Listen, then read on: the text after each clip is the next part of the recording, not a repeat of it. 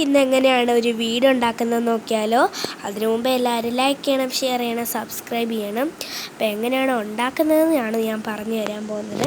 ആദ്യമായിട്ട് നമ്മൾ വീട്ടിലൊക്കെ പേസ്റ്റിൻ്റെയും കോൾഗേറ്റിൻ്റെയും അതുകൂടാതെ തന്നെ ബൾബ് ബോക്സിൻ്റെയൊക്കെ കവർ, ഇതുപോലത്തെ പേപ്പർ കവർ നമുക്ക് സിസറൊക്കെ കൊണ്ട് കട്ട് ചെയ്യാൻ പറ്റുന്ന അങ്ങനത്തെ കവർ കിടക്കാറുണ്ട്.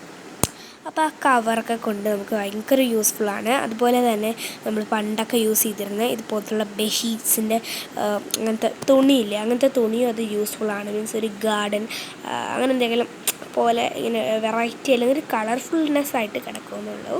അപ്പം ഇതെങ്ങനെയാണ് ഞാൻ ചെയ്തിരിക്കുന്നത് എന്നൊക്കെ പറഞ്ഞുതരാം.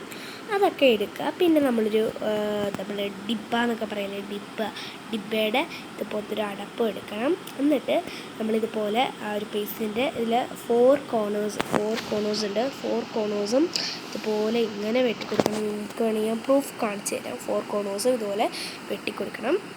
എന്നിട്ട് ഇതിൽ നടുക്ക് നമുക്ക് ഇഷ്ടപ്പെട്ട ഏതെങ്കിലും ഒരെണ്ണം ചൂസ് ചെയ്തിട്ട് ഇതുപോലെ നിങ്ങൾക്ക് 2 ലൈൻ പേപ്പർ ഇതുപോലത്തെ ഇങ്ങനത്തെ 3 ലൈനാക്കി കട്ട് ചെയ്തതിന് ശേഷം ഇതുപോലെ സ്ക്വയർ ഷേപ്സിൽ കട്ട് ചെയ്തിട്ട് ഇതുപോലെ ഇങ്ങനെ പശ വെച്ച് ഒട്ടിച്ചെടുക്കണം.